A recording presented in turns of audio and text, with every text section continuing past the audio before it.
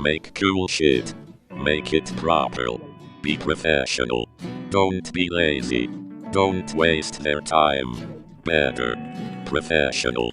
More interesting. Attract people who want more than slop and gossip. Better. Professional. More interesting. Pay the mortgage. Retire. Spend your time on cooler shit. Better. Professional. More interesting.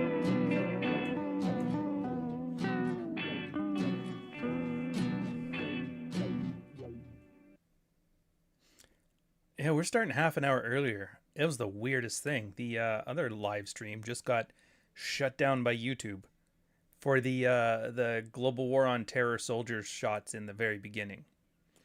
Not sure what to make of it, but it's like, yeah, you slow down a bit. All right, fair enough. So I'm not sure what to make of it. Yeah, that's too bad. Anyways, this one, I realized I haven't done a live stream yet on I Come in Peace. Like, we haven't riffed on it at all. It's the most popular video on this channel, the very first one. It's one of my favorites on the list. I would argue between That's to one in every five men. Yeah, no, you guys are very, very early, very early. Um, yeah, so not I'd compare it to, and I guess it's another Dolph movie, The Punisher, or a lot of the canon films. Yeah. Anyways, moving on from it. So it sucks. I got next week for that one. I'm putting an appeal to it. We'll see what happens. On this one, we're mostly going to be talking about the stories. So what I love about I Come in Peace, and I think why most people have enjoyed it who watched it, and if you haven't, go watch it. It might be called Dark Angel. I think it's called Dark Angel if you're in Europe. Yeah, they got rug pulled, man. Mm. Although we still have the red morning mugs. I am tempted to get one for this channel, though. I don't know. This channel's right on the cusp. So if you guys don't know, thank you. We're almost at 5,000 subscribers, which is awesome. What an amazing first year. 5,000 people in 1 year have decided to watch this. I think that's great. If we're lucky, that's $20,000 or 20,000 people by next year. We're at that cusp where we're between like this channel's really taken off or this channel's dying on the vine. So we're hoping for it. Like and subscribe. Uh, oh, and if you don't know, talk about movies. But not just movies, storytelling in general, as you know, published author. Multiple fictions. Right now, Softbone is still going strong. Dog Walker from beginning of the year in January, more contemporary fiction. It's done. Yeah, they did done gotcha. So when you watch these movies too, you see guys, they love like, oh, I love hate watching movies. Oh, these things are so cheesy. It's cheesy 80s schlock. And I was like, I don't think that's a fair assessment. I think you're enjoying it for like I think you're enjoying it for the right reasons, but you're not able to articulate them, and so you just use words like slop or schlock or cheap or whatever. And that's not really the point. It's not about how much you spend on movies. It's about how well they're executed. You know? Because if it was about how much you spend, and this is exactly the same as like AAA gaming, Marvel's that billion-dollar franchise would be just crushing it. And some did. Avengers did. The Iron Man stuff did. But those are mostly because they were good stories. And they were good stories because, A, the guy who was writing them, they've had the comics out for a while. So they got to pick and choose between 70 years of stories and pick the ones that they thought were best. And B, the guy who, like Kevin Feige, I think it was, when he was executing it, he plotted it well. He planned it well. He got rid of all the stupid stuff. And it's not about what's that stupid word they use? Consistency? Not consistency. Congruence? I'm drawing a blank right now. Where like everything makes sense. There's no whatever. The channel of cinematic excellence. Shame wanted to riff on the fine young cannibal who was in the Senate nosy. I mean, we can still go there. That's fine. Thank you, sir. Yeah, I'm gonna see. Anywho, hot damn. No, it doesn't really matter. I don't know why I'm drawing a blank on this one anyway. It's not important. The point is like there's supposed to be a consistency through it, and everybody's like, oh, continuity, no continuity errors, which isn't the point either. It's actually Scorsese was saying this once. Was either him. Yeah, I'm pretty sure it was him when he was talking about continuity errors. Because nobody gives a shit. And he had a bunch of those in his. He goes, yeah, those tiny little details, like, oh, he had a cigar that's fully smoked and then one that's only half smoked. But nobody cares. The beats of the story, the emotional beats of the story, they attempt, or the character elements and the plot elements that the scene is meaning to implement, those are all that matters. Sure, you're going to get autists talking about, well, there's a thing in there. Yeah, relax, man. Because everybody knows you take these things in multiple takes. Sometimes, like, somebody will forget, oh, I had the gun in my left hand versus my right hand. Have I fired 6 shots instead of 8? Sometimes the editor's like, you know what? Like, the idea of the gunshots here creating that tension releasing moment, I'm going to let his revolver fire 36 shots. It doesn't really matter. Yeah, exposition is low, plot on point, details aren't plot armor. Well, like, plot armor, it's a catchy term, but again, it's disingenuous. The whole thing about this, and I'm getting to how this applies to I Come in Peace. When people talk about plot armor, there's not, what they mean is the character isn't written to do things within the verisimilitude of the world. You know? You have a character that's established as doing certain things, and then all of a sudden, because if he does the things that he's expected to do, and the villains are doing the things that they're expected to do, the movie's over and the guy dies. But they know they need him to live. And so plot armor is just, the writer just writes it the way he needs it to happen. It's a lazy thing. If you don't know, storytelling is a series. The way I've come to appreciate storytelling in whatever medium, books or movies or whatever, is it is a series of problems to solve. You have X amount of acts in your book, in your movie. Each movie act has certain chapters, and then out of those chapters, there's scenes. Like, I'll use an example. For Softbone 2, I'm writing it right now. It's got 6 acts. Each act has 3 chapters each chapter. That's 18 different things, 18 different scenes that have to get the characters, the 2 characters, main characters' names in this one are, so far, I might change them. We got Jake, obviously, and then Purdy. 18 scenes to get them from, I have these problems, I have wants, and I need to get to the end. You add other characters in there, you add subplots, you can add characterization. Some scenes you need just to set up the world. You don't know what the guy's in, you don't know what the world is in. You're going to need some description. Like I said, the first chapter, the way it's set up right now, doesn't have either of those characters in them. It has a chick with a surrogate cyborg baby consumer product and a terrorist attack as an inciting incident. And I'm like, I think that'll work. Because it really just establishes everything. That one scene gets it out of the way. But that means I have to sacrifice one scene where the characters get developed. I Come in Peace does a lot of this stuff extremely well. Is Buck coming back? So far, I don't think so. It's mostly new people. There's a couple reoccurring characters, but we'll see. Right now, the first draft is mostly done. I've been starting on the second draft, and so some major revisions. So whatever I say now could be completely wrong anyway. So when you watch I Come in Peace, like the first scene, same thing. It's just establishing the world. There is a bunch of characters that you don't know. I mean, they do come up later because I think it's the Yuppies.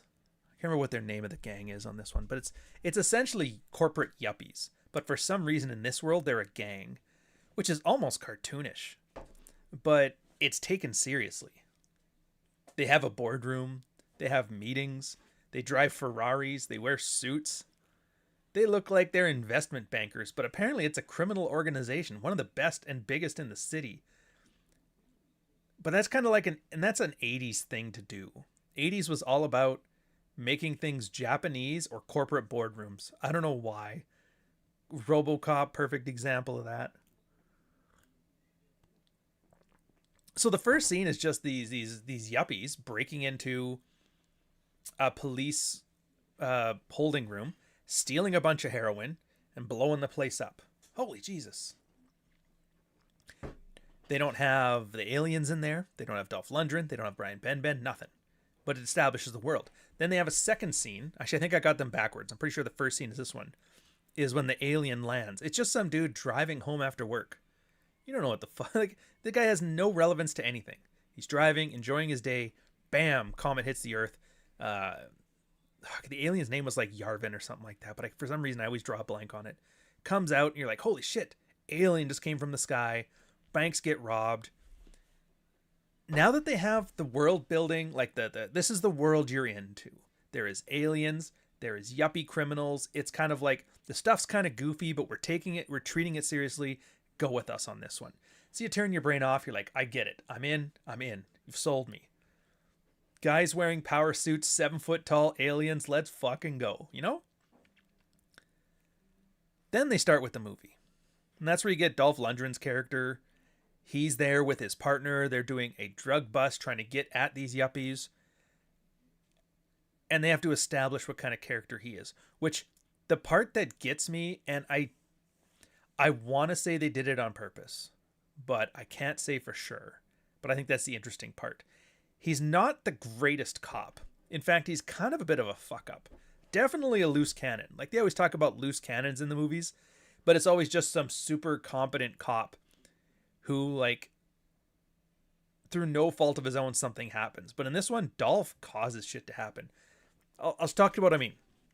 First scene, he has to, he's listening in on the wire that his buddy's wearing, doing the drug deal. If he runs into trouble, he's got to go in there. He's got a shotgun, whatever. Then he sees two guys very obviously going to rob a liquor store. And he's sitting there, is like, oh. So what would a normal cop do? He'd call the other cops. Hey, there's a liquor store robbery going down here. Go take it out. I'm on a stakeout. He's like, damn it. All right, buddy, hold up. I'm coming right back. Leaves the stakeout, goes, beats the shit out of the guys. Like, he just walks through the door, does a spinning heel kick in the dude's head with a shotgun in his hand. Supposedly, too, behind the scenes, I guess the guy missed his mark and Dolph actually hit him and knocked him the fuck out, which is even funnier. These kind of actions happen. These kind of things, very funny. But, so yeah, saves the day. It's an event in storytelling they call Saving the Cat. Saving the cat is because you have to want to like the protagonist. It's always taken for granted. Well, he's the hero because it's his perspective. Of course you're going to like him. It's like, no, not necessarily. You got to have a saving the cat thing in there. Here's why you should like him. Show, don't tell. It's a thing people do wrong nowadays. They always just like, oh, this is the hero. Why? I don't know. Strong, independent woman. It's like, that's not good enough. Have her save somebody's life. Have her save a cat. Have her do something good for somebody. Every good movie does that. Even Star-Lord, first Guardians of the Galaxy, stealing shit, that's fine. He's all funny and goofy, but if I remember correctly... Anyways, we're getting off topic, but yeah, so they do the save the cat moment, but at the same time, it also establishes he's a loose cannon that gets people killed around him. His partner, as soon as he gets off the thing, they're like, hey, by the way, could you tell the police that we're going to take you out? And he's like, what? What are you talking about? And they fucking shoot him.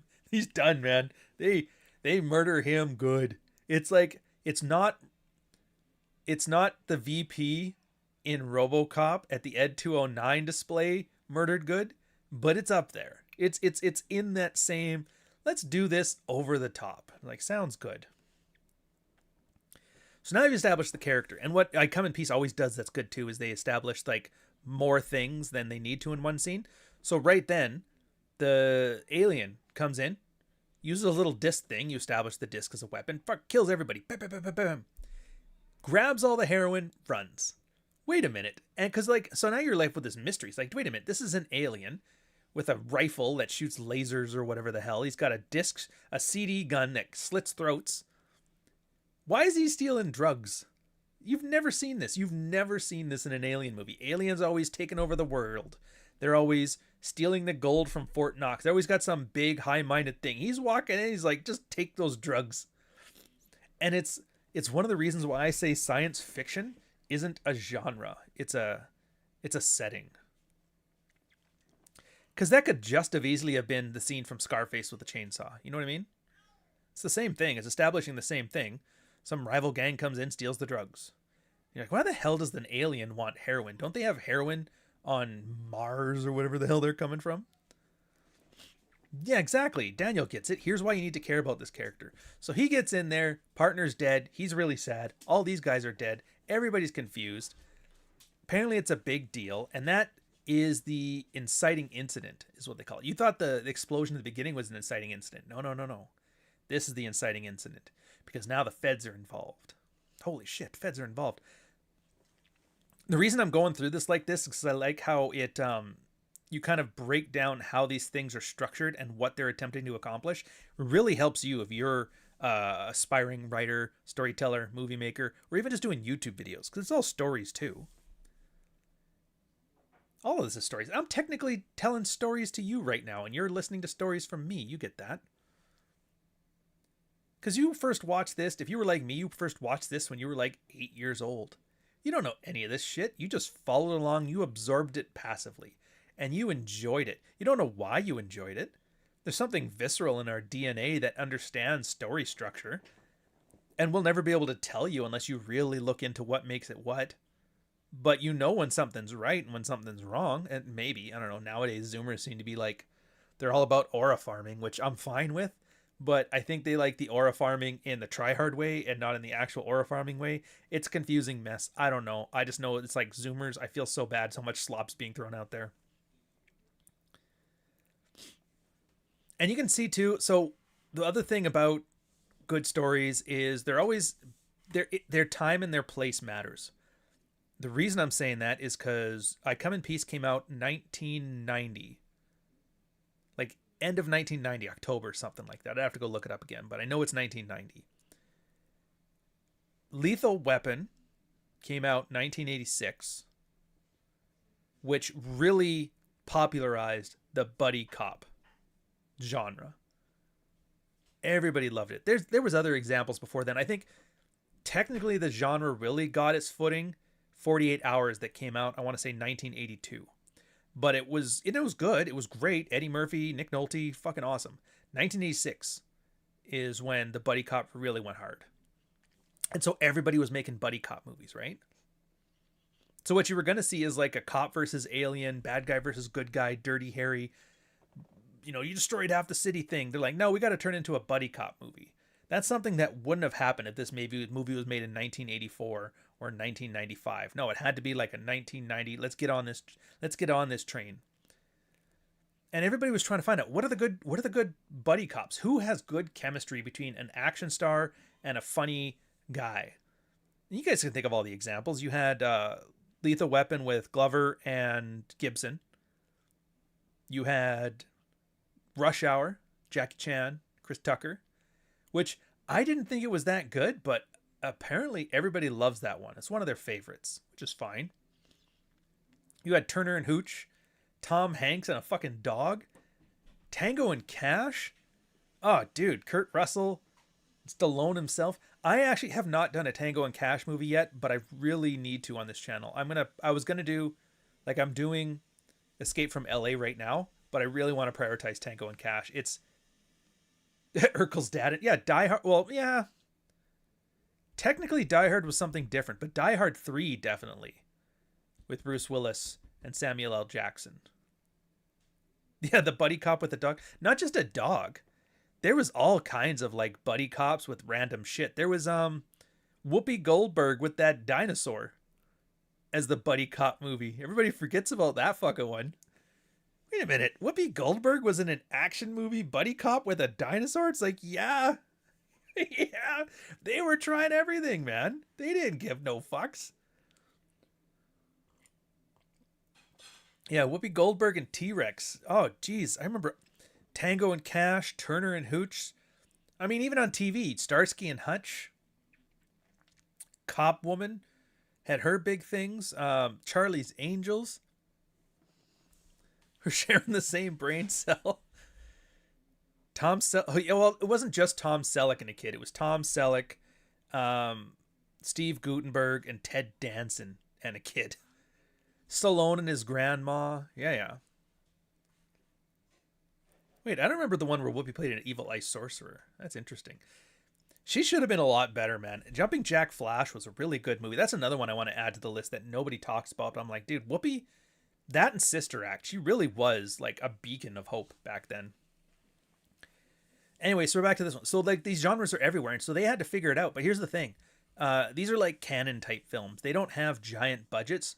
They're doing like the Moneyball. How do we make this on the cheap and make it up on the aggregate? And so, who'd they end up finding? Dolph Lundgren, obviously. He was pretty easy to hire and pretty cheap. I don't even think he had done Rocky 3 yet, or no, Rocky 4 yet. So he wasn't the most popular guy. Rocky 4 is always the thing that kind of got him fame and notoriety, even though The Punisher is a far better movie in my opinion. But out of left field, Brian fucking Ben. I don't coo enough about this guy. I really should, because as a kid, my parents had a satellite dish, and Dream On was on all the time. All the time. I loved that show. They had gratuitous nudity for no reason other than it's awesome. Brian Ben, a little 5'4" manlet, worked as a book editor. It was basically the same as Seinfeld, like those type of movies, or How I Met Your Mother. The guy that just wants to find love and he's got a good job, but it always gets him into goofy situations. Except for Brian's character was probably the best out of all of them, because most of the guys are just single and lonely and neurotic. But him was like, he was divorced. He had his ex-wife and his son. I don't think he had a daughter. I think it was just him and his son. And they added so many little flavors to it. So, for example, his ex-wife was dating the greatest man on earth. And I'm not even exaggerating. Like, that's how he's portrayed, as the greatest man on earth. You never see him. But she's always like, oh, he's freeing Tibet right now. He'd always have shit like this.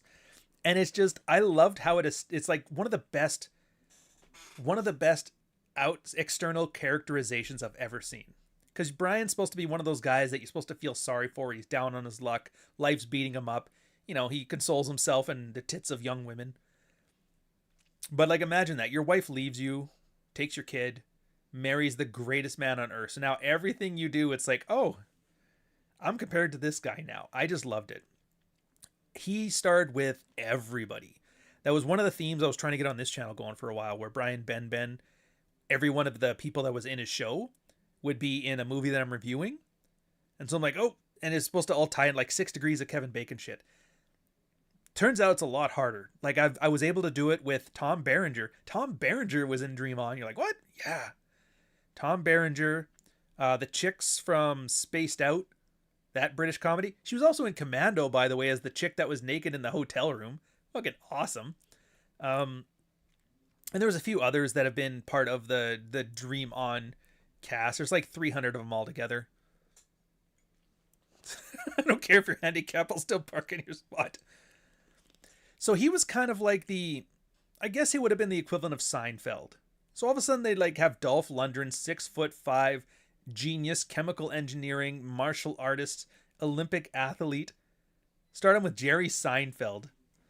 And it worked, man. It really did. I'm actually kind of curious, for somebody who doesn't know who Dolph Lundgren is and somebody who doesn't know who Brian Ben is, just going off of what they see here, like the Zoomer experience is something I'm really curious with. If you don't know this backstory of all these guys, does this still work as a duo? Because it's not your classic one. Classically, what you generally have is the straight man and it's Abbott and Costello with guns. There's always the straight man, the good cop, follows the rules. For some reason, they always liked having that guy near retirement, so he's like more risk averse.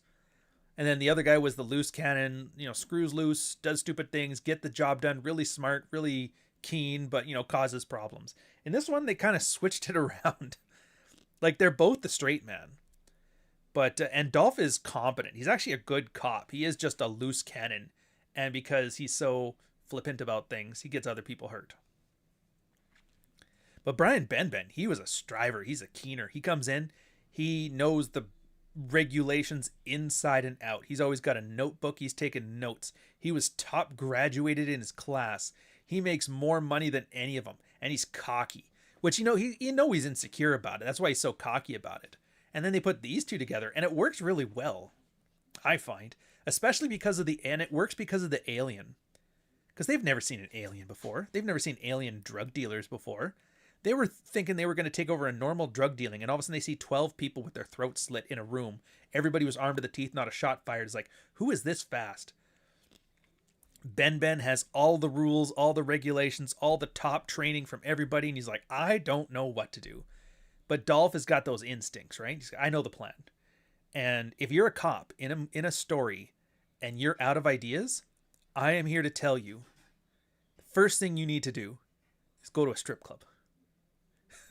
If you've ever ran into problems, they've killed everybody, I have no leads, I don't know what to do, let's go to the strip club. You go to the strip club, but you play it cool. You don't sit in the meat seats. You don't start tipping the girls. You just walk in like, yeah, those are just tits. We do that all the time. Again, gratuitous nudity for no reason other than it's awesome. Because you'll always run into a snitch in there. Snitches always play pool at the strip club. Everybody knows that. Everybody knows that. Creed 2 proves in the character from Rocky 4. Interesting. I actually haven't watched any of the new Rocky stuff. Any of the new, like the Rambo stuff, the new Rambo stuff kind of taught me to stop watching the remakes of stuff. Like I haven't watched any of them. So I might have to watch Creed 2. So they go there, they get a lead from a guy, you know, everybody knows it was just some weird dude came out of nowhere and it kind of gives them some leads going. But here's the cool stuff. And it's something I noticed they did in the 80s. They did it in the 90s. And then sometime in the late 90s, they stopped doing this. So even though Brian Benben and Dolph Lundgren were made to be confrontational, like adversarial, he still had his back. As the comic relief, he was still a good cop. For example, he puts a gun to the snitch's balls to like get some information from him. The snitch's bodyguard pulls out a switchblade. Brian Benben, without even thinking, gun to the other guy's head. Do you want to drop that? Like switched on, knows what he's doing. You get a 5'4" Manlin in a movie nowadays, they're so incompetent, they just run away from fire screaming. No, this guy's actually a good cop. I think it was a nice touch. They did that. Another example would have been the character who plays Dick Jones in RoboCop when he was in Beverly Hills Cop. Same thing. He was the hard-ass police chief. But he was still a good cop, and they still did do his job. And when things needed to happen, he made them happen. He's not like... Die Hard would have been the turning point, too. He wasn't like in Die Hard, where Powell, the police chief there, was basically just in the way, completely incompetent the whole time. There was a competence to your adversaries in the old movies that they don't have. Dirty Harry had it. Lethal Weapon had it. And I Come in Peace have it. It was just nice. It's nice to see guys who are doing their job well and competently, and the conflict doesn't arrive by one of them being a fucking retard, you know? And that's kind of what I'm getting at here, that whole plot armor. No, there's no plot armor. Everybody here knows what they're doing. Free Gender, $5.25 super chat. Show me, check the 13th Warrior for the first time last weekend. She actually liked it. Visual effects looked amazing and the action was great. Yeah, 13th Warrior is one of those ones that, like, I'm surprised it wasn't more popular than it was. Charles Bronson. Yeah. Creed 1 isn't bad. Suffers from they wanted to have too many origins. Creed 2 is great if you loved Rocky 4. Yeah, I'll have to watch that. Because I'm assuming Creed 1 would have just been the plot for Rocky 1. And then just switch it around. So he's training Apollo's guy where he plays the old man, which, But we'll see. I'll have to add that to my list. But we're definitely doing Tango and Cash before that. Interesting, though. Show my chick. Oh, it's your chick. So you showed your girl the 13th Warrior for the first time. She liked it. That's good. I have to admit, it's easier for me to Escape from LA. My girl loves Escape from LA, hates Escape from New York. I love Escape from New York, hate for Escape from LA. So together we agree to watch both of them and just shut the fuck up. It's not that I hate it. It's like, it's good satire. It's good for what it is, but it's not Escape from New York, and that's why I don't like it. But not that it's not good. Yeah. Oh, yeah. It could have been Richard Gere if he was a foot taller. Yeah. People forget, like, there was some really talented people back then. It really was. And then they run into... So I'm not doing plot beats here. I'm just kind of hitting, like, the scenes that I do as well. And the funny thing was, I don't remember at what point. I think it was just after this, maybe a little bit later. They end up in a car chase. the yuppies think that the cops stole the heroin because they didn't know it was an alien either, because everybody in there was dead. So they thought the cops were cutting everybody off because they killed a cop and now they're getting killed. So they try to go after Dolph and Ben Ben. And you have the Ferrari chasing. They were in like Ben Ben's station wagon. And one of my favorite characterizations in that one too, I think it was like brilliantly done.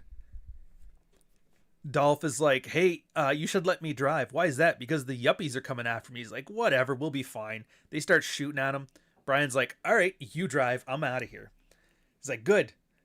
So Dolph gets behind you, think, oh, it's supposed to be the goofy sidekick screaming, what's going on? While he's sitting there driving like a maniac. No. Brian Ben pulls out a fucking Magnum with an ACOG on it. You're like, who has the dirty, hairy revolver with a fucking sight on it? Optics. Just pulls it out casually. Gun's the size of his forearm. Even Dolph's like, dude, what the fuck is that? He goes, gift from my grandmother. And it's like, wait a minute. They gave the little wiener the fucking cool line in this one?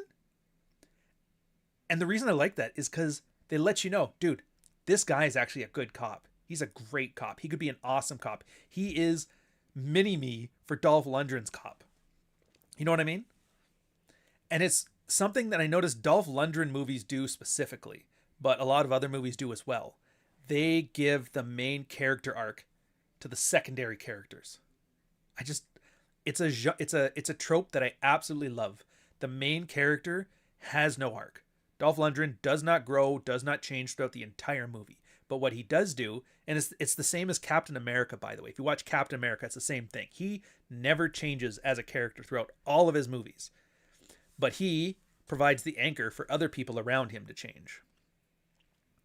Which you think, isn't the whole point of a story is to have the protagonist change as a character? It's like, well, maybe. But as long as you execute it well, you don't have to. Brian Ben is the change, because he starts off as like the striver, I do the good, I follow the rules, whatever. But he has potential. Like that gun is a symbol of like, I am a good cop. I could be that kick-ass Dolph Lundgren spin kick a guy in a liquor store type cop if I wanted to be. But I can't, because I want to follow the rules and I want to get promoted and I want to make money. That's his flaw, right? So you pull this out and you're like, oh, there is a reason he's here. He could be a good cop. And he shoots at the guys, takes them out, gets kidnapped later on, of course, kicks one of the guys in the balls. God knows, if you've been on this channel for any length of time, you know this. Let me see if I can... I just realized I haven't even pulled it up. I've never made it a thing on this one. Let me see if I can find the nuts video. I fucking love the nuts video, man. Work, O'Brien assets. As much as I think I'm organized, it's weird because there's so much more that I forget. Orion assets. Where's it in? Yeah, there she is. I don't remember where I left the nuts thought. Maybe I'll just call it nuts 3 is what I called it, I think. You have 3 different nuts kicking things? Yes, of course I do. You don't?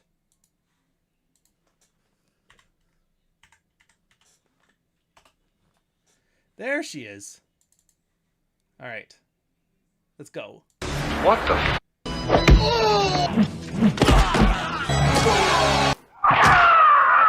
Drop! Boom!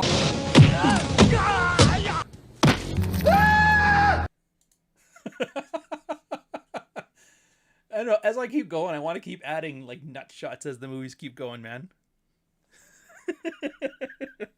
It's just, I don't know, they make me laugh. That's where that scene came from, where Brian Ben's kicking the dude in the nuts. That was for my come in peace. Free gender, $2 super chat. Did you start Something Missing by Matthew Dixit? I have not yet. I have it on my list. I hate to say it. I've been like balls deep in my own work right now, and I've had very little time to enjoy other people's stuff. I was supposed to even put out an I Hate Indie Books post this week, but I haven't even had a chance to read any samples from other stuff. So yeah. Yeah, the pain of video assets. Don't worry, I found it eventually. It's a common trope in anime. Oh, really? They get kicked in the nuts in animes too? Oh, Naruto's entire theme is about how his influence allows people to interact with to grow. Well, it's not like a purposeful thing. It's just, yeah, it works in that, it works in that capacity. So he gets kidnapped at one point. Dolph has to fight like the guys to try and free him, but Ben ends up kicking the dude in the nuts, getting out himself. So he's perfectly capable. The only thing he's missing is that rule stuff. And it comes up later. And this is where, like, it gets, his character arc gets very little screen time, but it gets exactly as much as it needs. Starts off, I'm a prick, but I know what I'm doing. I'm better than you in every way. Turns out I don't know what I'm doing because I've never had to track an alien before. I gotta fucking figure it out. Oh my god, we're running into trouble. Turns out I've got some skills. If I just get out of my own way and do the job and stop worrying about the rules, I could probably be a great cop. Gets kidnapped. He has to make the moment, his decision there. Do I rely on the rules or do I just do what I gotta do to get out? Gets out. Has his moment of failing where it was like, it was almost a Greek tragedy here. It really was until they did one of these where the alien, there's a cop alien along with the drug dealing alien, and the cop alien gets shot. He's like, you guys got to help me. You got to stop this guy because if he comes back with the drugs, turns out he took that heroin because he injects people with heroin and then farms their dopamine because dopamine is worth way more on his planet. And if he comes back with all this free dopamine from Earth, drug dealers are all going to come down here and start farming us like cattle. He's like, yeah, you guys are done. You guys will turn into a Colombian jungle if you let him get back and people think, oh, this can work. So Brian takes his laser gun and he has to make that choice. Well, I can use this to kill that alien and Dolph and I can save the day, or I could take it to my boss like we're supposed to do, and that's by the book. And he's like, pulls out a gun, pulls it on Dolph. He's like, look, man, we're the good guys. I don't know what you're thinking, but I got to take this to my boss because that's what you fucking do. And Dolph kind of gives him a line. I love that it's a foreshadowing thing. He's like, he's probably going to give you some stupid line about breaking an omelet to make some eggs or some shit like that. And you're like, what a weird line. But that's what foreshadowing is. Kind of comes out of nowhere and you're like, oh, okay, fair enough. But it sets it up. And then later on, hands a gun to his boss. He's like, hey, man, you're going to get promoted. It's going to be great. And he starts mentioning about breaking an omelet to make some eggs. And this is the only, like, it accomplishes what it needs. But I was actually kind of annoyed. Because once they give that line and Brian's like, wait a minute, this is what Cade said was going to happen. It would have been better if he shot his boss. But instead, Dolph saves him by shooting his boss because the boss pulled out a gun, was going to kill Brian. I mean, that's the smallest of nitpicks. It accomplishes what it's accomplishing. Dolph ends up saving him. He realized, like, oh my god, I made a tragic error. I should have listened. If Ben would have gotten shot there, this would have been a Greek tragedy. And then you'd have Dolph Lundgren, you're like, I'm going to avenge his death or whatever and get the gun back. But instead, they're like, no, partners help each other. That's what they do. You save my life, I save yours kind of thing. Which, it's a take. It's a choice. Is it optimal? By my opinion, no. Does it work as a storytelling device? Absolutely. So who am I to quibble? Kills him, gets the gun. And it's the second thing that I just fucking love that they do in this. They're really, you wouldn't think for like a $2 million canon film that they do symbolism as well as they do, but they do. Oh, they run into the alien and they get his drugs. They're like, oh, I got his drugs. We can get out of here. And now they've got a reason for them to otherwise the alien was just going to leave. He's like, fuck you, I'm out of here.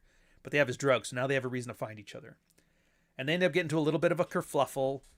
Brian's trying to figure out how to work the gun. He finally figures it out, kind of gets a shot off, I think, and gets shot. He gets that blade into his thing and he loses his jacket, gets sent to Dolph's place.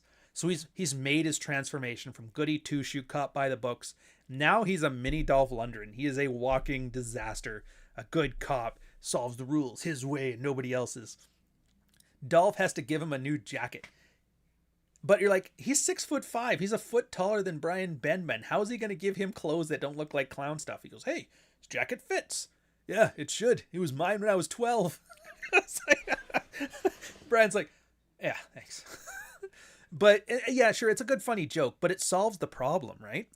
How do you show Brian is transformed? The symbology. There's the gun. He went from his dirty, hairy, good cop gun to the alien gun. Oh, he's evolved. The jacket. They change his jacket out in a way that satisfies the audience without having to suspend disbelief too much. He's now wearing Dolph's clothes. He's got the alien gun. The man is a fucking killing machine, right? Holy shit, he's fucking badass. Character arc is complete. And they just slip it in there. They don't make it the focus. They don't tell you what's happening. You didn't know you enjoyed yourself, but you did. That was fucking great. Free Gender $5 super chat. Did you not have a red morning today on the Ryan Stone channel? Also, is the dopamine world building a movie or one of your books? I'm not sure what you mean by that. What do you mean by the dopamine world building? Like right now, I'm talking about I Come in Peace. But Softbone has more world building stuff in there too, and I kind of take some leads from this, but I'll talk about it at the end. But yeah, the normal channel all of a sudden got taken down for a community guideline. I guess in my intro video with the global war on terror vet with the gun, they're like, yeah, no holding firearms in your videos, and I was like, dude, it's an old clip. So I'm appealing it, but they aren't letting me live stream for a bit. So we'll see what happens. And so generally, anyways, you have your character arc, and then generally afterwards, what you do is you're put into the new normal. And sometimes new normal means everything is concluded and you just see how the world plays out. But in this case, the new normal is that final action set piece. They go to that abandoned chemical factory outside of LA that they use for everything. They've used this for I Come in Peace. This is where the final shootout in RoboCop was. There's like 500 movies. And if they ever need like a giant industrial set piece for things, I think Highlander 3 used it. I think it was even the same one that they used for Terminator 2. I could be mistaken on that one, though. But it's always that it's like how you have that, you know, those rocks outside of LA that they always lose when you have to be on a barren planet. It's like one of those type of things that everybody uses, the Wilhelm scream of settings. So they go down there, and then they have to have the big fights. But of course, the audience doesn't want to watch Brian Ben save Dolph's life and kill the alien. They want to watch Dolph do it. So Brian, he actually puts up a good fight, hits him a couple times, but the gun's out of ammo. He did his best, and there's a realism to it that I enjoy too. It's like, yeah, that's great. He advanced. He turned from shitty cop to good cop. He turned from follow the rules to getting the job done. But he's still Brian Ben. He's not inhuman. He's not a god. And so, yeah, he gets a couple good shots in, but eventually the alien just knocks him off into a car and knocks him out. You did your best, kid. But it's just not good enough. And then Dolph has to come in. They do the fucking fights. And then they finish it off. They give you the catharsis you've been wanting this whole team. Because this guy has just been killing people. If you look at the thumbnail, they really, like, they did a reverse of Saving the Cat. Where you actually have to, like, make you want to hate the villain.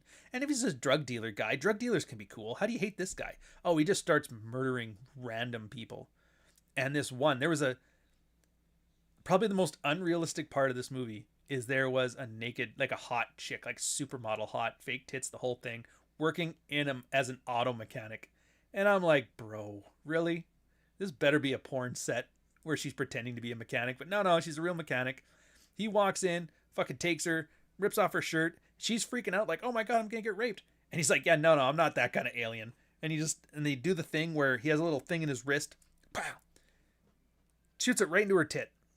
Bam! Overdoses on heroin. She's freaking out. And then he has this little, like, Wolverine claw thing coming out of his back, and he stabs it into somebody's forehead and sucks out all the dopamine. Oh, I see. They use dopamine as world building. Yeah. Well, it's more of a premise, really. It's like, why would he come here for drugs? What's wrong with their drugs? But again, that's what I mean. When stories, it's always a series of problems, right? So when this problem is, why would an alien drug dealer want Earth drugs? And they're like, well, I have to get a reason. Well, how about this? Earth drugs are no big deal. He can get heroin. Heroin's cheap in Mars. Who gives a fuck? But humans, dopamine. They can suck that up and say, maybe we're the only aliens on Earth who released, or in the world who release dopamine. So it makes sense to farm us for it. It kind of gives, and again, it solves the problem of why is the alien down there stealing drugs?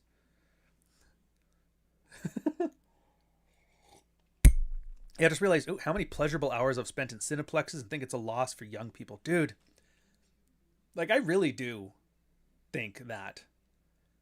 And it's the weirdest thing. I think the streaming, we've really lost something with streaming. And I don't think I'm being nostalgic because there was a social bit to it. So you're like, yeah, there's the going to the Cineplex and watching movies. There's that part's great too. But for me, it was the video rentals. Like, I remember as a social thing, when I was in college, I had 6 roommates. We used to go to, and I cannot remember the name of the video store. It was some local one though. When I was in college, and they had this $2 Tuesdays where you could rent. There was like the new releases were always like 24 or 48 hours, and then anything that's been out for longer than a year, it was like 7-day rentals. Here you go, rent it, bring it back after a week. Be kind, please rewind. Or we'll charge you a $2 rewind fee. So we would go in on $2 Tuesdays. We would rent 10 films, $20. $20 a week.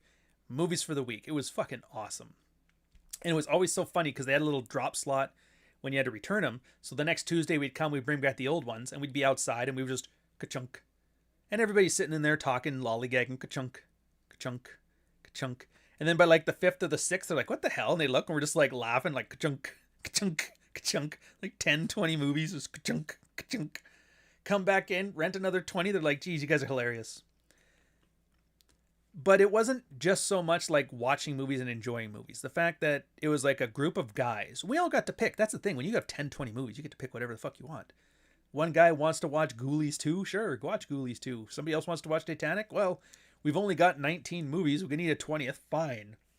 And so you got exposed to stuff you otherwise wouldn't have. And you found things that you've enjoyed that you may not would have otherwise. The problem with personal curation is that you only watch what you want to watch. And you have no idea about stuff you don't want to watch. Syndicated TV, you don't get that issue. It's not something from the movie theaters either, because movie theaters, you only go to watch the movies you want to watch.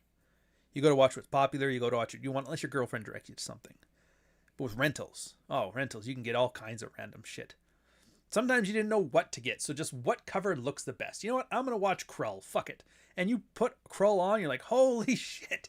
How did I not know about fucking Krull? Yeah, renting game cartridges from Blockbuster. Oh, look at you go. The 6 to 7 theaters in one venue, multiplex, multipass. Yeah, it was different. And I almost kind of liked it better too when it wasn't like, you know, now where they got the VIP shit, you got the vibrating chair, they spray mist in your face, they have like a bartender, and the sound is just amazing. And the big screen, the IMAX and stuff, it's kind of like, I almost liked it when they were a little bit jank. But hey, I mean, it's not coming back. I try to bring the vibe back on this channel as much as I can. Yeah, I spent up to 45 minutes on streaming service, can't pick a movie and end up doing something else. See now, Can of Rockstar, that is something that the unks can relate to. You have no idea. Satellite dish, cable TV, I would argue at least 30 to 40% of the time, people watching TV was just spent flipping through channels to find something they would want to watch. You know what I mean? So that part there is good, where you're just like scrolling through, meh. That's a normal part. It creates a boredom. And that's how you end up getting your little favorite. That's how all of us got our favorite movies. Like, do you ever wonder why everybody loves Conan and Beastmaster and Willow? Those kind of movies, Lethal Weapon. It's because these are the ones that were the most syndicated movies of the time. Like, I remember TBS used to always just have old movies on, and then USA Network had them too. But if I remember correctly, Willow and Beastmaster were the most syndicated movies on those channels. They would play them like every 2 weeks. And so if you were raised in the 80s and 90s, you couldn't help but watch Willow, Die Hard, Beastmaster 500 million times. Because like nothing is on. You're like, well, I'll watch this again. Fine. And then you start watching things, you realize, oh, I remember this. It was awesome. He-Man didn't make the cut. I don't mind He-Man. I liked He-Man. I'm assuming you're talking about the live action one. The problem with He-Man is the same problem with Star Trek 3. Or Ninja Turtles 3, I think it was. No, not that one. But there was this trope they did in the 80s because they needed to save money on films. So what they would do is they would have the characters time travel to 1980s New York or San Francisco or something like that. Because then it was easy, because then you already have, like, the setting is just there. You can save a ton of money on set design. And that's why they had done it. So with He-Man, I was like, dude, that whole He-Man universe, the matte paintings, it would have been fucking gorgeous. But they're like, nope, we're going to eat fried chicken at a Buc-ee's in New York City. And it's like, oh. They did the best they could with it. I mean, they had pre-surgery Courtney Cox and Tom Paris from Star Trek, but Yeah, the video store had at least a lot less choices. You made the trip, so it might rent something. Well, it always depended on the video store too. There's the Blockbusters, which only ever had like the most popular stuff, but you get the independent video stores. They were the ones that had like they had collections. The only limitation they had was storage, and there was always a back room for all the Friday night literotica movies. So it was always pretty fun. So it's always like, hey, do you want to go to the back room? It's like, no, man, we'll look like those perverts in there. Like, all right, let's just stay out here. And sometimes you'd rent the same movie more than once just to get on it, except for Thundercats. Dude, Thundercats is one. I don't know if I would have liked a Thundercats movie. I know I would have liked a Thundercats cartoon. Because right around the same time, the Transformers cartoon, for kids, probably one of the most amazing cartoons. I don't know what it is. When they start adding adult themes to kids' cartoons in a way that's accessible to children, I think it's awesome filmmaking. Like they killed Optimus Prime. They had him die a noble death kind of thing. And Rodimus had to take over. I thought that was a wonderful storytell. Never-ending story. Another great example of that. Guys learning to come to terms with his mother dying. It's a very adult-like theme, and they put some kids in there and they made it work. The Goonies. A bunch of kids are gentrified out of their small, New England town, and still got a final little adventure together. They were going to get killed by fucking murdering criminals gangs. They had a giant retard in there. It's just like, yeah, kids, it's fine. Yeah, my family went to Hollywood Video. I've heard about Hollywood Video. That was the one that Quentin Tarantino worked on. Astoria, Oregon. Goonies was... Oh, it was Santa Cruz? Okay. Yeah, it was just like a bunch of blue-collar guys that were... After the Rust Belt thing, they got kind of kicked out, and they were a bunch of... But yeah, it was like really good. I would argue... I even had a rule. So I work back to I Come in Peace at the end, but the Goonies thing is my favorite. I had a rule in college and in the military when I was dating that... And I would tell girls this too. It's like when we're dating, it's like, look, I will never, go steady or monogamous with a girl unless she likes the Goonies. I just can't trust a girl who doesn't like the Goonies. And most girls are like, what the fuck are you talking about? What the hell's the Goonies? And so I would sit there with every girl that I had dated, watch the Goonies, judged her by her response. That's how much I love the Goonies, man. I was willing to give up Poon for the Goonies.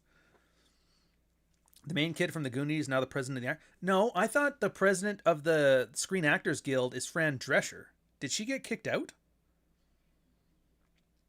Because I don't think Samwise Gamgee is running the Screen Actors Guild right now. Or Film Actors Guild. Yeah. And I didn't know, too, the guy who played Sloth died a couple years in. Anyways, the Goonies is another one on the channel, so... Oh, she retired? Okay, that makes sense. Well, look at that. Samwise Gamgee is running the Screen Actors Guild. It was never who you expect. Anyways, back to I Come in Peace. But you see what I mean? Like, you weren't expecting good storytelling. You were expecting Dolph Lundgren throwing karate kicks and shooting a shotgun.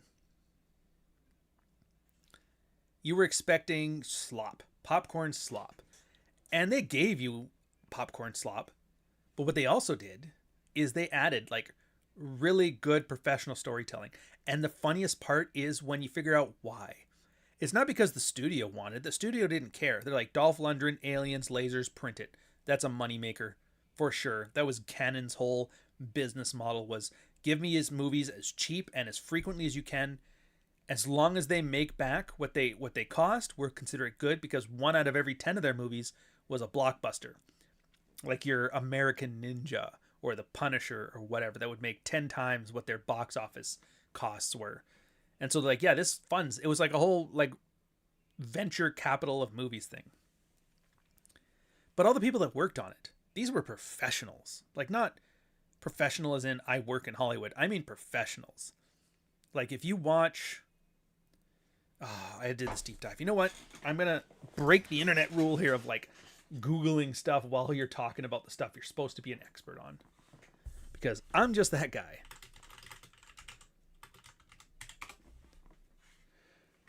I can't believe they still call it Dark Angel. That's so annoying. All right. So here's where I'm going with on this one. You go to the director, Craig Baxley. Nobody's ever heard of him. 3rd generation filmmaker. you look at what he used to work on. He was like the second unit director, so he was apprenticing under Predator.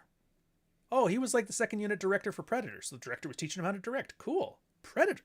Reds, Long Raiders, the Warriors. Remember the Warriors? Come out to play. Yeah, he was there learning his craft. He was just like a there.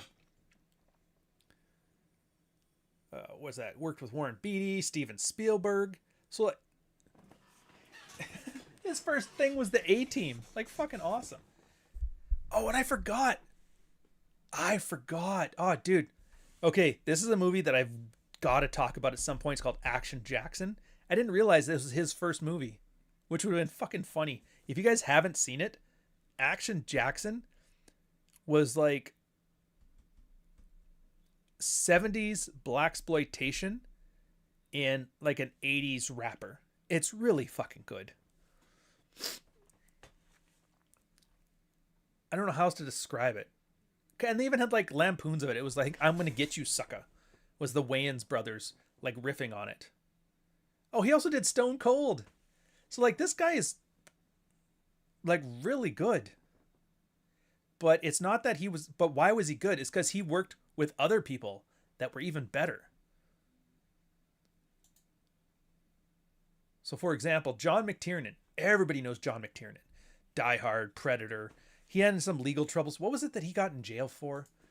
Oh, I gotta look this up again.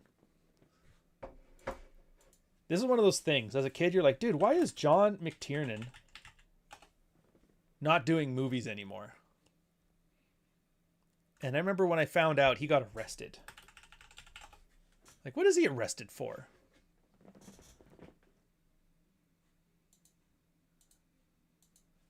Arrested and later sentenced to a year in prison for making false statements to the FBI during an investigation into private investigator Anthony Policino. Wasn't there like, there was something more to it than this. Wiretapping. Yeah, so some pretty hardcore prison shit, man. I remember a movie from the 70s where a black guy visits Count Dracula, gets bitten, becomes Blackula. Yeah, I remember Count Blackula. There was a bunch of like black vampire ones. There was that. Eddie Murphy had one. And then there was this one that they played it as much as Beastmaster. It was called Death by Temptation. It was, I don't know how to describe it, but it's like Poltergeist meets Family Matters. Whatever it came. I don't know what to say. So that's the Baxley guy. And that's how he got it. So he worked with Spielberg. He worked with, everybody who was good, McTiernan. And then they're like, okay, now you go make your movies. And he was starting out, he was making cheap movies. So you would get like a cheap B movie by the equivalent of like the guy who was trained by the best in the business. And and because he gets the freedom of that, they're like, just make Dolph Lundgren do stuff, make us money. He had the freedom to do shit. He had the freedom to make good movies. Throws you right off. They don't do this anymore. They got fired. All of those got fired. The other guys, the writers of this one. Jonathan Tydor and David Cope. David Cope. Mission Impossible. Spider-Man. Jurassic Park. Do you see what I mean? Like, these guys were working with like titans of industry. And then they just took their third generation guys and they were making great movies. They guys made I Come in Peace. After coming off of like some of the most amazing movies you've ever seen. And you look through it, the whole staff is like that. The whole staff, the cinematographer, I'm probably even sure the key grip was working with like Laurence Olivier or something like that. You never even know. It just throws you right off. And then you realize that's why these movies were so good. Because there was like a chain of almost journeyman apprenticeship.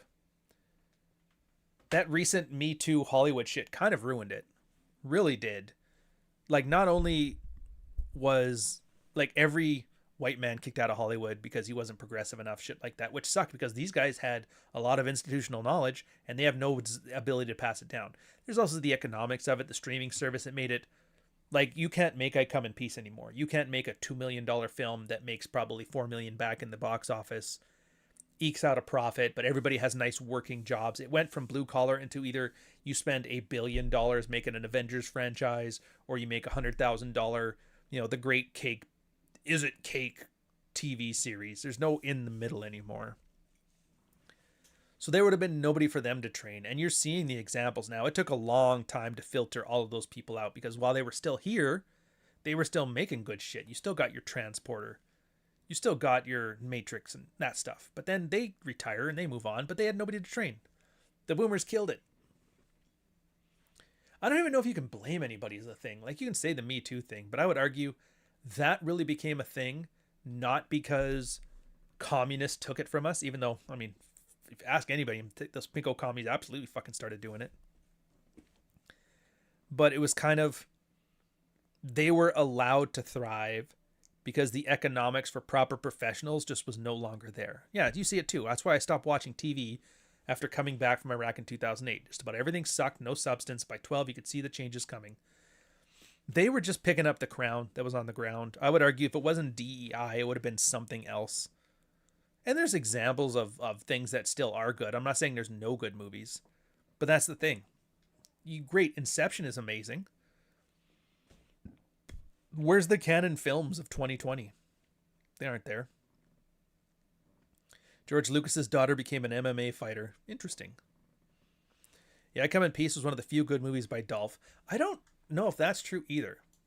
Because, like, let me go through a quick little thing here.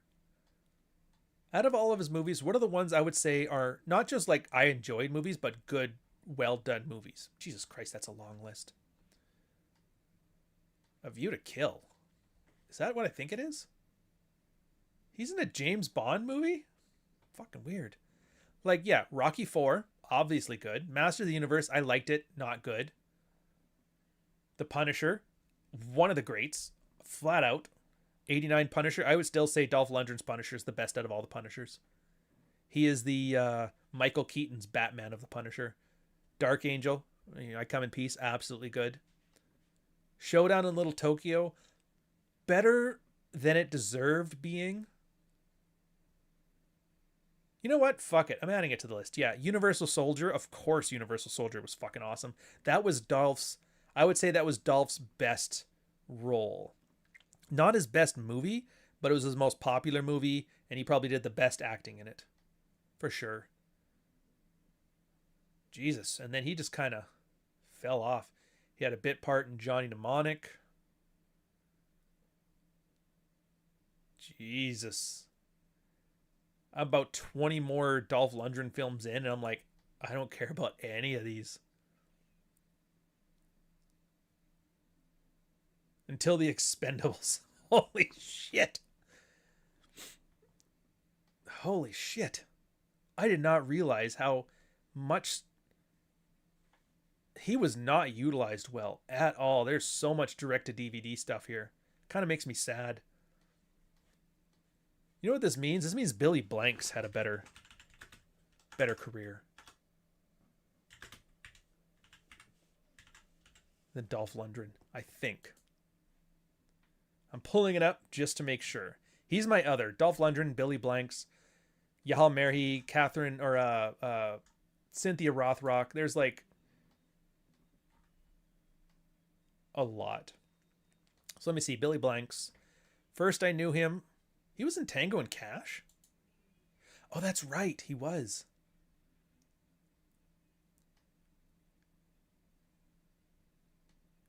Tango and Cash came out before King of the Kickboxers?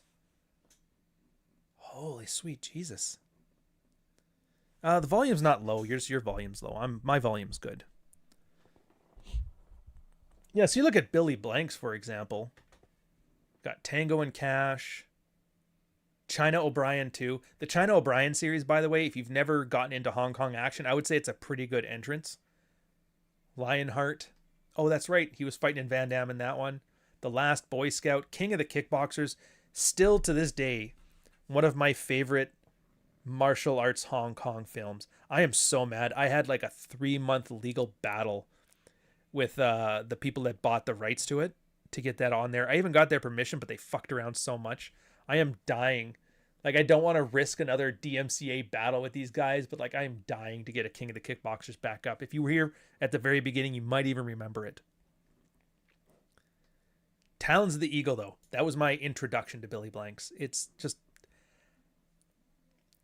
think I Come in Peace as a buddy cop movie, but Kickboxer as a plot framework together.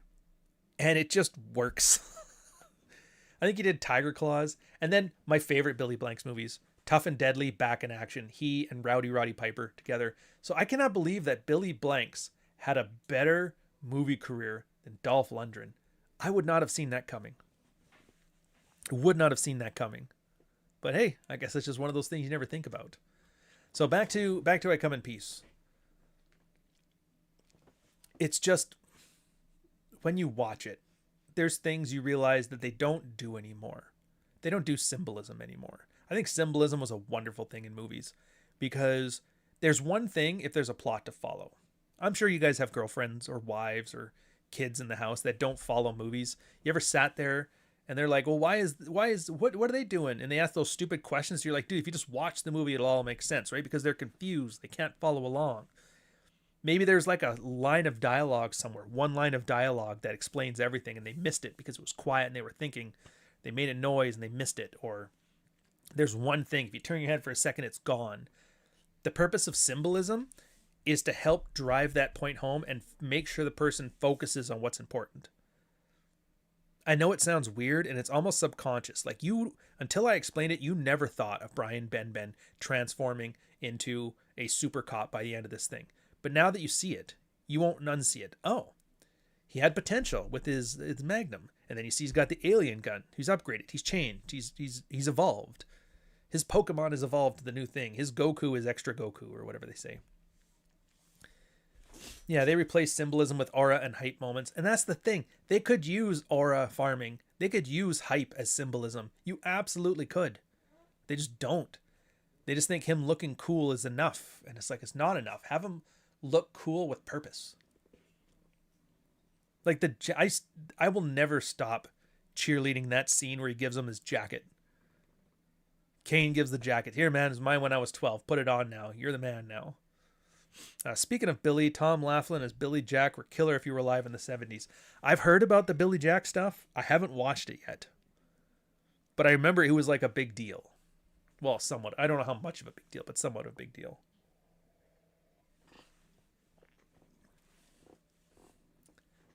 Oh, back to characters. I forgot about Betsy Brantley. I don't know what it is. So like, she was the girlfriend, the main squeeze of Dolph Lundgren's character. All she wants to do is have some babies and retire from the force and turn into a good wife, which was so funny. And you look at her and she's like, that's another thing they did in the 80s and 90s that you don't remember. They put mids in the main love interest role. Ninja Turtles 1, same thing. If you ever watch Ninja Turtles 1, April O'Neil, she's mid. Nothing wrong with her. Perfectly good looking. She is no supermodel. Betsy Brantley, not a supermodel. And that's okay. Even Gattaca, and I love Gattaca. They had to put Uma Thurman in there as the character. It's like, everybody knows, oh dude, that chick is way too hot to be working at Starbucks. You just know she's the main heroine. But where was it? She was in Double Jeopardy? Interesting. So you look at Betsy Brantley, and what was it? The one I'm looking for. It was the voice or the animation of somebody. Oh yeah, Who Framed Roger Rabbit? That's the one. And you're like, I wonder what Betsy Brantley did. Jessica Rabbit. You look at her. You were the model for Jessica Rabbit. You're like, interesting. That's another thing they just did. Same as Fire and Ice with Frazetta. When you see the chick, Tigra or whatever, big tittied brunette, you look at the girl who played her when they rotoscoped her. It's just like, she almost looks like Conan's girl from Conan the Barbarian. It's like, that is not Tigra. They clearly had to augment her, if you get to my drift. They had some cosplayer a couple weeks ago actually pull a Tigra outfit. She actually looked really convincing, which was pretty funny. But I thought it was hilarious. Yeah, so they just get like normal looking girls to play these parts, and it works. I think it added an element of believability to it, because like if all of a sudden the forensic scientist that was helping Ben Ben and Dolph Lundgren was like a giant tittied supermodel, yeah, that's great, because you know I love gratuitous nudity for no reason, but I think making her like attainable was a good thing. I don't know. Makes me wonder how Ocean's, dude, don't even waste your time. Once what's his face died, what the fuck is his name? The black guy who always played the dealer, the comedian. I don't know why I'm drawing a blank right now, but yeah, once he died, I'm like, they're never gonna get it back. It's like when OJ got the murder thing. I'm like, whatever Naked Gun thing they're gonna do is probably done. Although we'll see. Lou Perez tells me he's like, you're actually gonna like Naked Gun, so I have promised to give it a try. He knew a lot of the writers, and they actually did it properly, so I'm looking forward to that. But if it wasn't for his vouch, I would have been like, fuck that place. Bob Hoskins, Super Mario. Yeah, Bob Hoskins. He was one of those actors, man. I don't know. Bernie Mac, thank you very much. Yeah. Once Bernie Mac died, I was like, they're not redoing an Oceans. They're not going to make it again. I don't know. It's just the cast worked because it was like with the Rat Pack. They actually managed to remake the Rat Pack movies, and they did it well. And the best part too, Oceans 11, Oceans 12, Oceans 13, each one had a different vibe to it, but they all worked. Even though they were completely different. Usually you figure one of them would suck. And Oceans 12 took me a bit to get into it. But yeah, you watch Oceans 11, that's like a very standard Rat Pack type movie. It's got like an early 2000s aesthetic to it.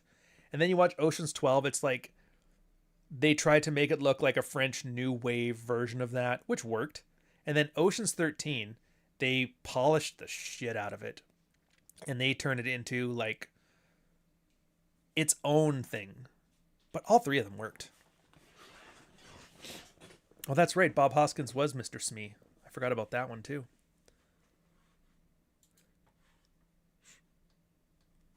But yeah, you put these characters together and it just works, and they all came from like really good backgrounds, and they're just making cheap shit. How do you not like that? Yeah, Bernie Mac. I still remember his thing is like, you got when he did that Def Comedy Jam, when the crowd was just so hostile, they were kicking people off left and right. He started yelling. He did the same thing that Bill Burr did in Philly, where he like yelled at the audience for booing him, and then he eventually won the crowd over. Bernie Mac did one of those in like Harlem or something like that, which was like an unheard of thing to win over that African American crowd, but he did it. I'm not afraid of you motherfuckers. It was good stuff.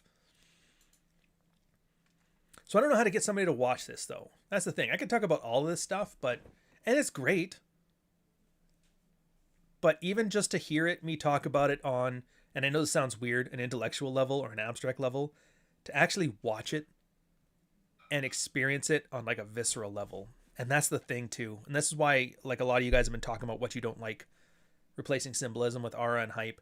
Like the hype and the aura, they're trying to capture that emotional resonance that movies give, but they aren't earning it. It's just cheap. It's sloppish. It's sugar. Just add more sugar to it. You don't need to have flavor. It's like, no, man. This does not work as a movie without Brian Ben becoming a man at the end. This doesn't work without symbolism attached to the characters. This doesn't work if they wink to the audience or it's tongue-in-cheek. This doesn't work if they make the explosions bigger. If anything, I enjoy how hard it was to do practical effects in the 80s and 90s, and how CGI was extremely overly expensive, because it forced people to have creative solutions. I actually learned this myself. So, small story, softbone story. Softbone story.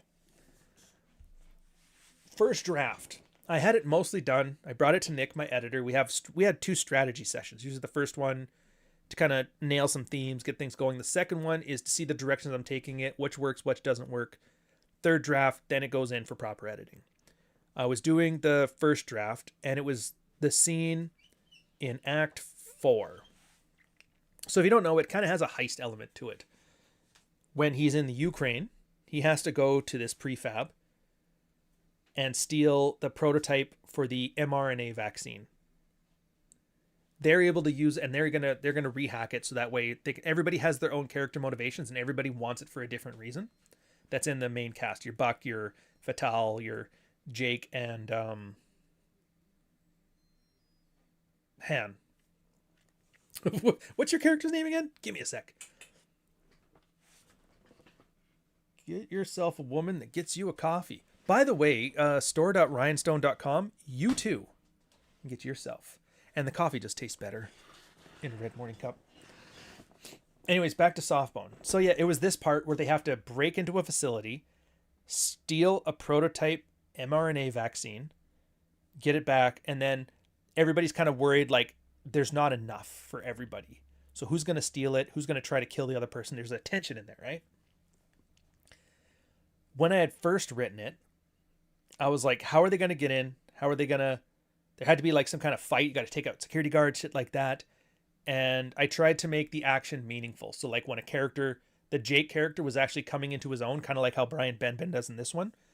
So like have him more competent in his action where he was completely irrelevant and useless before, but still make some slip ups. And I love Nick's comment when he said, he's like, it started off as Starship Troopers the book and it's ending off as Starship Troopers the movie. And he meant that as a negative, which is absolutely right. So I'm like, okay, so there's the problem. As a book, I can't write an action scene that is compelling as a movie's action scene. So what do? It's a problem. How do you solve that problem? And the funniest part was like, I know how to solve the problem. Just don't show the action. I'm never going to write action as compelling as a movie. So why am I trying? So I just wrote it out. And that changes the whole thing of it. So they hired a bunch of like Indian guys to run the security thing, like mass immigration, how we're doing because it's cheap. Because everybody's kind of like cucked anyway in these worlds. So of course they're not going to try to break the law or break into a facility. So these guys just walk in. Fuck it. Just going to walk in, bully the people, go do stuff. No fights need to be had. It completely skips like 10,000 words of action and exposition. And then I get to more characterization. This is where all of a sudden like people start freaking out.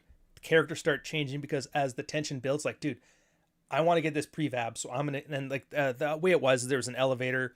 The hand guy was the programmer. He was gonna break into it, get it to take him down. And he goes, I'm gonna set this up. You go over there and check for this. And the girl's like, no, you're just getting me out of here so you can go and steal it.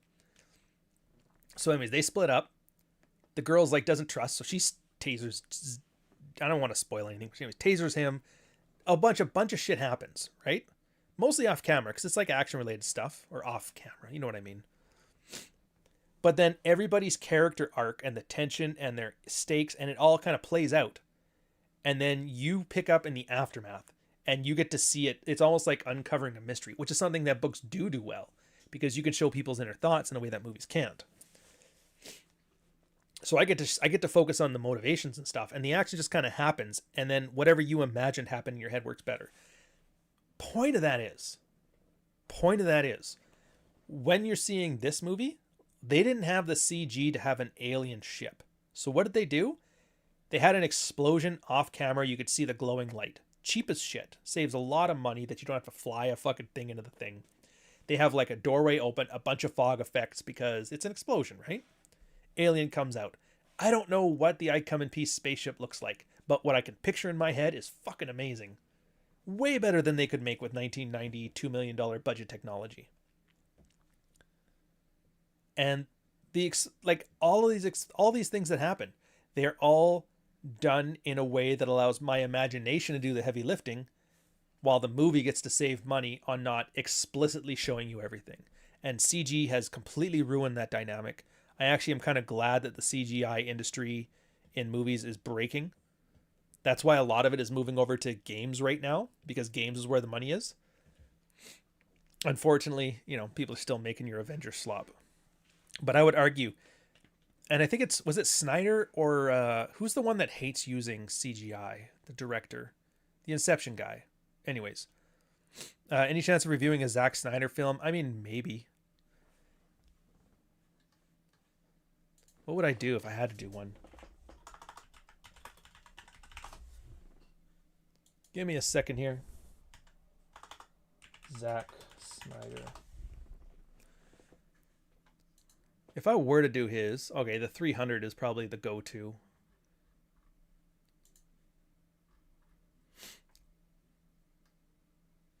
So what else has he got? Dawn of the Dead, 300. Watchmen. Some Batman shit. Superman shit. All right. So if I were to do Zack Snyder, I would definitely be doing his early stuff. I would be doing Dawn of the Dead and 300 and Watchmen. No, I'd probably Dawn of the Dead. I don't know. That 2000 zombie resurgence, there was something to it, man. The digital film, although to be fair, it's not nearly as good as 28 Days Later, but it's good enough.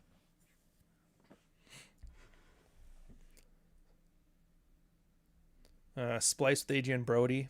Interesting. That's the problem with this one, man. So, like, here's the other thing, too. So, obviously, the release schedule's been a bit slower. We're running out of time here, so I'll do this one quickly. The release schedule's been a bit slower than it would have otherwise been. YouTube's got some fuckery going on right now. AI slop is just... Dude, it's so weird. Like, you see these movies. Some of these movies I pick are very obscure.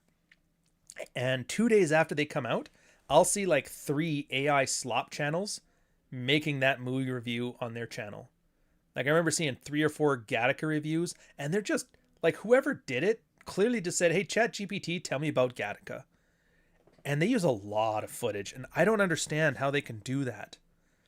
Because, like, if you've noticed, for film-wise, I have to, like, really quick cuts with any of the previews I want to do to show things. I have split them up in, like, 2 or 3 panels, a lot of effects. Like, I have to chop the shit out of this stuff to get this through DMCA to even get it out.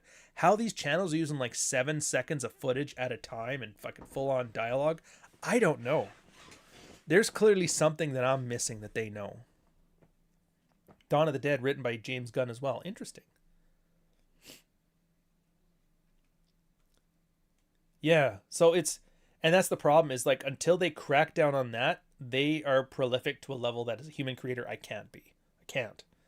So I mean, everybody's like, well, the human touch will make a difference, and I'm like, maybe. So we'll see. We're hoping. That's why I'm focusing more on the books, but then the books are going through the same thing right now. AI slop is just taking over Cyberpunk, and I'm like, I gotta beat Skynet right now, but we'll get there. We're gonna do more. But yeah, if I were to do Dawn of the Dead, the reason I like it is because they really focus on, like, for some reason, the inordinate amount of cutaways they do. And it's almost got like a Sam Raimi Army of Darkness comic vibe to it. I don't know how to describe it. Extreme close-ups, kind of like Sergio Leone. The plot is there, the characters are there, but they're almost like... The characters have about as much depth as the zombies do, but I think he's doing that on purpose. Like, I'd have to watch it again to see, but, like, there's something there, and I just haven't been able to put my finger on it yet, which is probably why I haven't talked about it. 300, it's one of those examples of people who make comic book movies who do it well, because a lot of people have tried to make comic book movies, and they always fuck up the cinematography. Like the Hulk one, when they try to have, like, comic panels and that, it looked kind of weird and juvenile. The one examples of movies that did well with that are The Punisher, absolutely. I think 300 did well. Sin City did well. I'd probably go into that part of it. Conan did very well. I would argue, out of all the interpretations that people have of making comic books into movies, I would say Conan the Barbarian probably did the best, because they understand what makes comics good. It's all about framing. Like, you can pick any scene from a story to use in comic books, but you have a limited amount.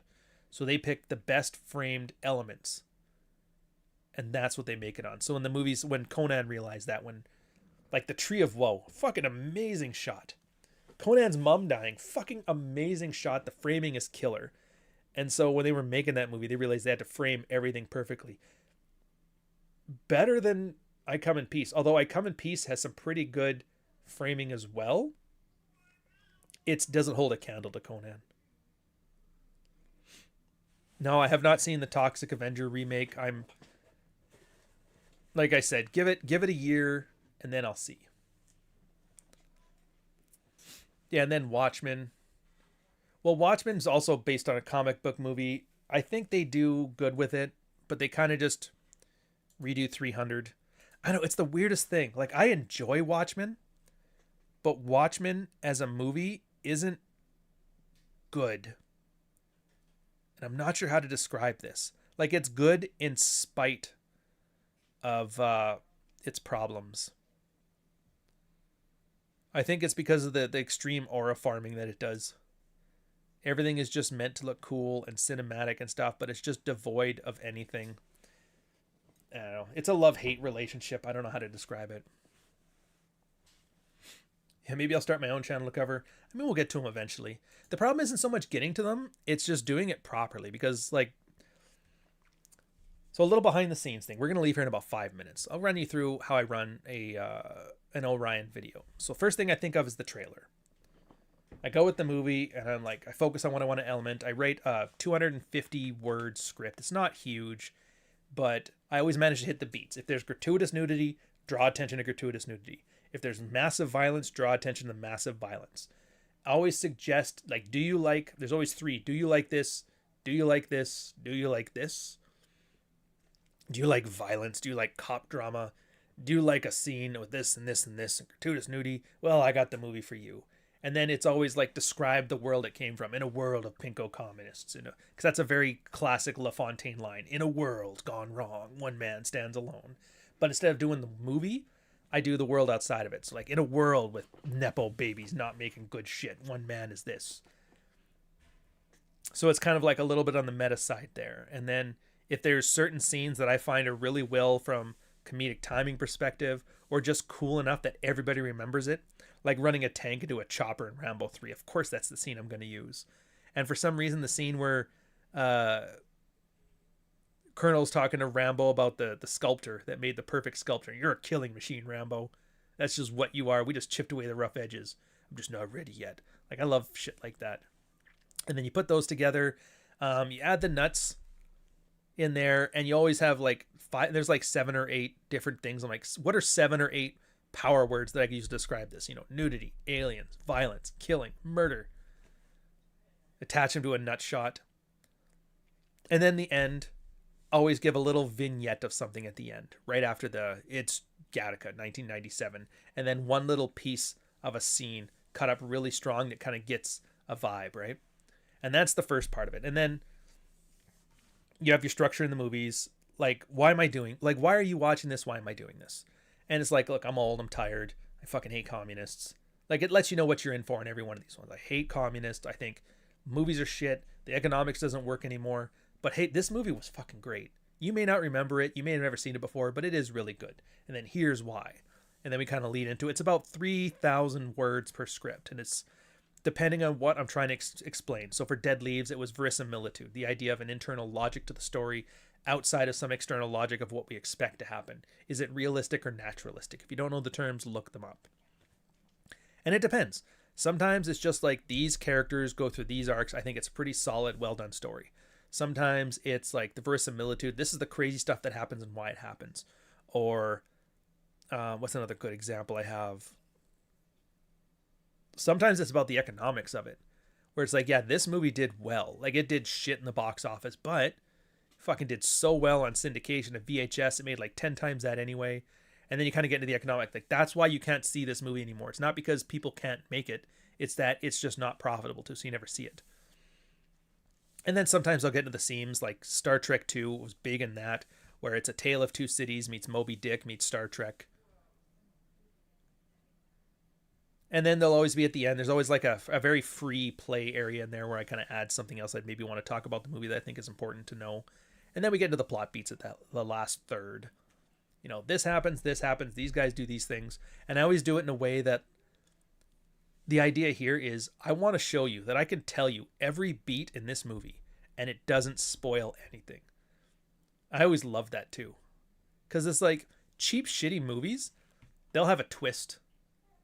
I can see dead people or something like that. And if you tell people the movie, you spoil it. Like a lot of TV. Don't spoil it, dude. Dude, I can spoil this movie and it doesn't spoil it. Because it's more than just about the things that happen. And that's how I'm doing to articulate to you. These characters grow and they change, and it's a way that feels visceral and you enjoy it. And this stuff here that happened, like it's Escape from New York is proto cyberpunk, so you get to enjoy the vibe. All this stuff that I'm saying really good characters do, none of it happens here, but you don't care because they executed it well and you didn't even notice that nobody grew as a person. A lot of times it's like a lot of these movies just break the rules. This is the rule of good filmmaking. This didn't do any of it, didn't matter. How do I know it didn't matter? I'm telling you everything that happened in the movie, and you still watch it and you're still enjoyed. Like, knowing what happens doesn't make you enjoy it less. And then at the end, a nice little summary. This is great. It's fucking solid. Tom Berenger, how can you not love it? Enjoy yourselves, so I did. So that takes a while to put together. The script alone, to get it, takes a little bit. It takes a, good day of just like solid writing, so like a good 8 hours. The editing itself is actually pretty good. I'm half a day. I can get most of the editing done for both scenes. The problem is the DMCA, man. Like, when I get these things uploaded, every video, YouTube will give me 30. Nope. 1 second too long. Nope. 2 frames too much. Nope. I don't like this. I don't like this. I don't like this. Don't use that word. Don't use this. Don't use this. And I have to go individually altering everything until they agree that I'm not trying to steal the copyright of fucking I Come in Peace or whatever. And that assumes, and it really depends on the movie, because some movies are just owned by pricks. They're like, I don't care. I don't want to see you speak well of my movie anywhere. Don't talk about it. Don't look at it. Don't promote it. Don't touch it. I'm trying to make money with this IP. Don't even look at it. I'm just like, fuck, man.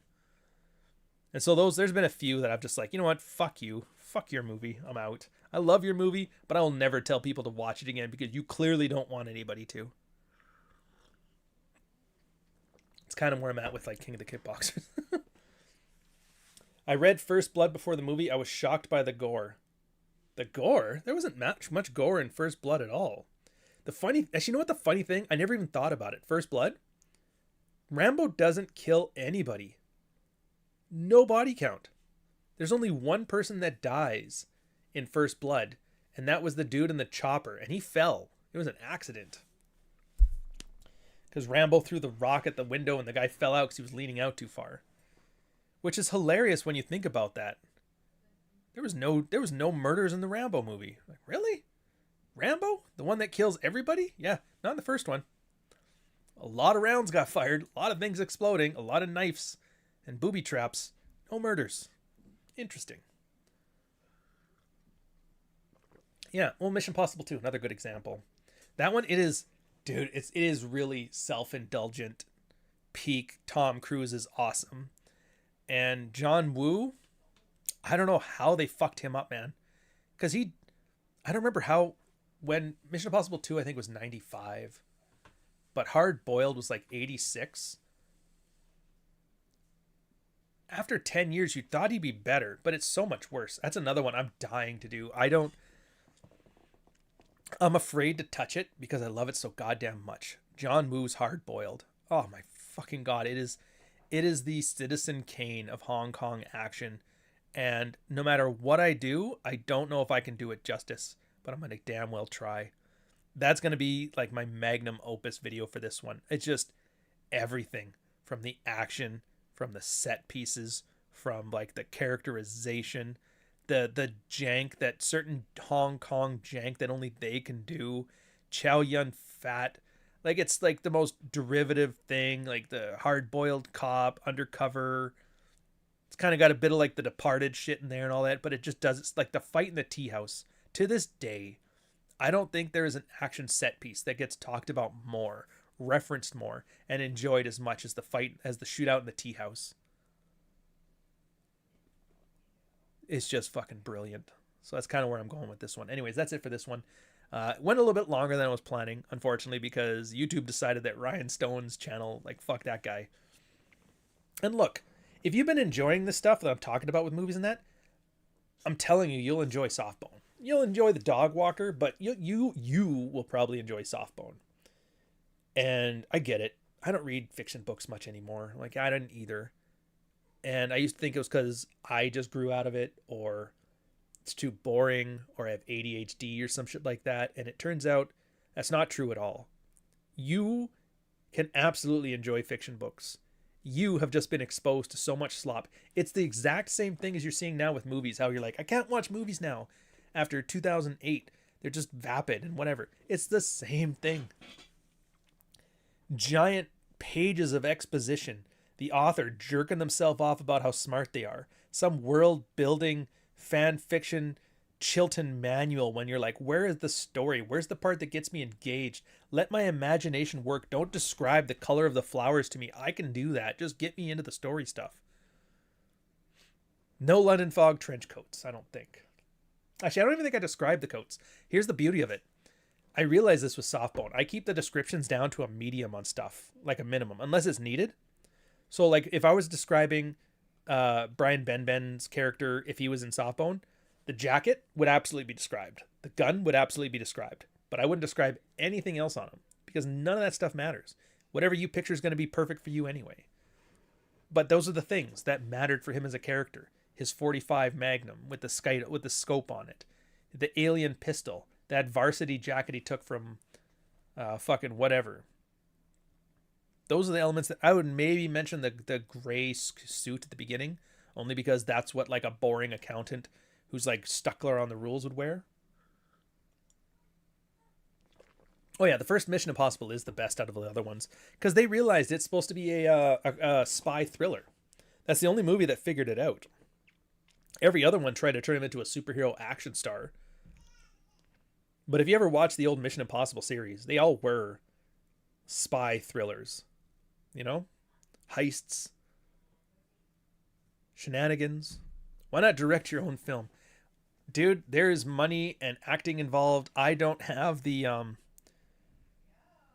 if somebody wanted to option it, I would absolutely go for it. I think it'd be awesome, and I'm sure eventually I could have the skill set I would need to do that, but yeah.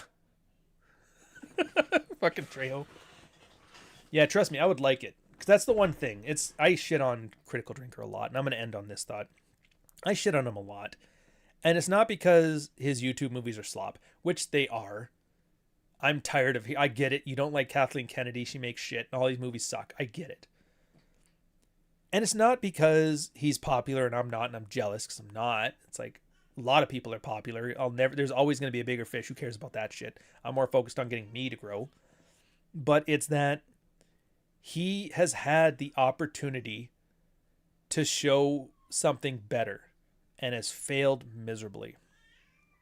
He's got something like 11 books. I have to read them. You know what? In fairness, I should give his books a read, at least his first one, to see, like, is he good at storytelling or is he not good at storytelling? He's very good at critiquing storytelling. But if it turns out he's no better himself, I would fucking annoyed. Why did I leave Red Pill? Do you need your resources and your knowledge? I haven't left it. I'm doing other things too. Not a one-trick pony, sir. I have depth. But then he did that short film. He crowdsourced it, fun-sourced it, and that was the big one. Look, I'm actually, like, kudos to him for having the balls to go for it. I have been shitting on Disney for the longest time. Now it's my chance. I'm going to make a movie. Made a shit movie. So right then, and what I was hoping for, and this would have been, I would have been cheerleading him here if he realized, you know what I found out? Movies are a lot harder than you think. It's actually very difficult to get a good one together. You can have a good script. You can have good people. You can have good actors, and you can still be a bad movie. If there was like a humility there, an understanding of things, but he just kind of like, well, makes me look bad, not talking about it again, banned people from the channel who talked about it. By the way, Kathleen Kennedy's a bitch. It was right then, I'm like, you know what? Fuck you, man. I guess if Ohrian gets to do what I want it to do, and it succeeds to the level that I want it to succeed, I kind of want to do like what an alternative critical drinker that made good shit. I think I've made there already as far as the books go. There's no way. Dog Walker and Softbone, both great. Both great stories, both great writing, both great books. And this isn't me saying it. I agree. But it's other people. Go check the feedback on it right now. Some of the death of the author stuff, man. It's total death of the author stuff. No, I'm not going to be on Rule 0 today, so I got to go. Real life stuff's in the way right now. Insert generic Simpsons reference. So that's it. Enjoy yourselves. I hope you guys have a fun weekend. I'm telling you, check the pinned comment check the description. If you haven't read Softbone, go read it. Go read it. It's worth. I will suggest, though, if you do read it, read the paperback. It's designed as a paperback, and it's going to be a weird thing to say, but I used to be a graphic designer back when I was before the military. And it turns out there is a way to make a book easier to read and harder to read. And there's an art form to it, and there's a technical design to it. The book has been designed to be able to be picked up and put down in a single session, which you're like, that's like 6 hours of reading. It's like, yeah, 4 to 6 hours, but you can do it. Others have done it. On the channel, longtime friend and fan of the channel has done that. You might recognize him as the Razor Blade Man. I don't see him in here right now, but where is Bull? Anyways, Bull Rush. Yeah. You don't get tired reading it. You don't get frustrated. You don't get fatigued. You're not left skipping spots because you're kind of bored with it. It actually is designed to have no fat on it whatsoever.